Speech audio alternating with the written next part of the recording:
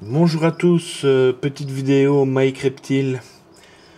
Voilà tout ça pour vous montrer un petit peu cette femelle qui pour l'instant est toute mince. Pourquoi? Eh bien parce qu'elle vient de pondre il y a 2 jours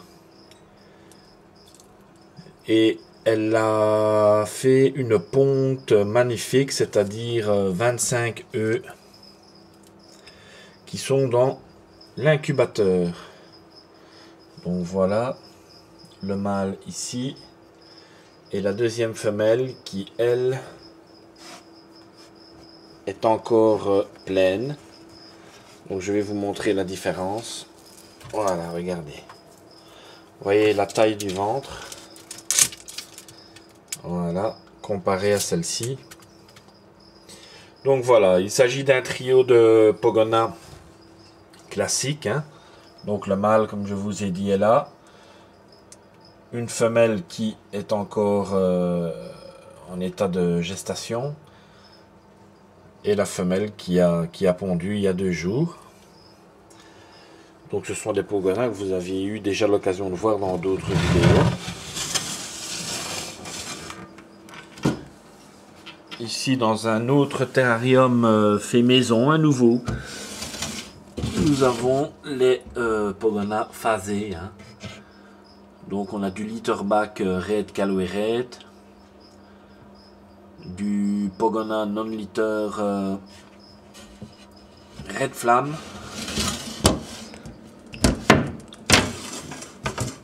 et ici on a du Pogona Silback sans écailles orange extrême, que vous connaissez déjà mais qui ont pas mal grandi. Voilà. Donc maintenant, je vais vous montrer, voilà, donc c'est un incubateur maison, hein, un incubateur que j'ai réalisé en verre, donc je me débrouille pas mal, hein, sans vouloir me vanter dans la découpe du verre, etc. Donc c'est pour ça que j'ai opté pour cette solution. Bon, maintenant il y en a beaucoup qui me diront, ben oui, voilà, le verre c'est très bien, mais vous avez de grosses déperditions de chaleur. Mais comme ici à la maison, il y a toujours une température de 23 à 24 degrés, je chauffe ma pièce. En fait, je ne sais pas descendre plus bas puisque la puissance de mon moyen de chauffage fait que, ben voilà, il fait toujours très très chaud dans la maison. Donc au niveau des perditions de chaleur, il n'y a pas grand chose. D'ailleurs, vous pouvez voir ici le thermomètre qui nous affiche, ici si vous voyez bien, 29 degrés 7. Donc on peut dire que c'est pas mal comme température. Et au niveau hygrométrique, on a 90% d'humidité, donc au sein de l'incubateur. Voilà. Donc ici, bref, on a un incubateur en verre, c'est-à-dire qu'on a finalement une base qui pourrait être similaire à un aquarium, hein, avec un réservoir d'eau qu'on voit ici. D'eau chaude. À l'intérieur, je ne sais pas si on verra bien par transparence. Bah oui, voilà, on le voit. Donc il y a une carotte chauffante d'aquarium traditionnel. Donc c'est un chauffage d'aquarium. Ici, je pense qu'il fait dans les 60 ou 70 watts, je ne saurais plus vous dire au juste. Donc qui lui chauffe l'eau du bas.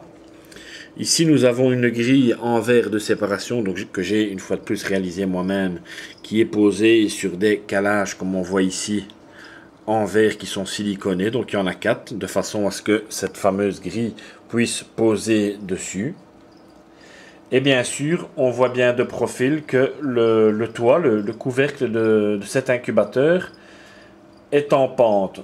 Pourquoi en pente? De façon à ce que les gouttes dues à l'évaporation qui se condensent donc sur la face intérieure du couvercle puissent naturellement glisser, rouler sous ce verre qui est en pente et être réceptionné par cette lamelle de verre qu'on voit bien ici, et pour pouvoir permettre de goûter et de couler finalement pour retourner dans son réservoir où l'eau est chauffée.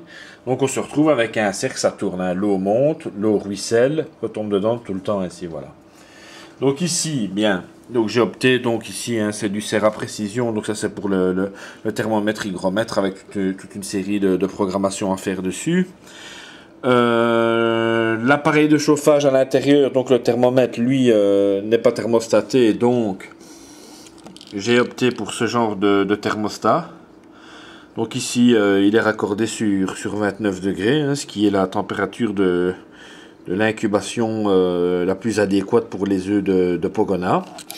Donc ça repart ici, on voit bien, et puis ça rentre à l'intérieur. Hein. Donc on a ça ici, donc on voit bien la sonde ici. Donc la grosse sonde noire qui appartient au thermostat et la petite sonde blanche qui, elle, appartient au thermomètre. Donc j'ai les infos nécessaires via donc le thermomètre hygromètre ici, donc qui me dit, dès que j'en ai besoin, ben, le taux d'humidité et la température. Le tout thermorégulé par ce programmateur, donc ce thermostat électronique, qui lui est placé à l'extérieur avec une sonde. Et ici nous avons, ben voilà, nous avons des bacs comme ceci. Je vais le lever mais pas trop longtemps pour ne pas perdre trop de chaleur. Donc nous avons les œufs. Ici elle en a fait 25, donc elle en a pondu 25, qui sont dans des récipients. Ben, ici en l'occurrence ce sont des boîtes à grillons vides que j'ai récupérées, que j'ai remplies de vermiculite humide sur lequel j'ai posé à plat les œufs, qui sont partis maintenant pour 60 jours plus ou moins d'incubation selon la température.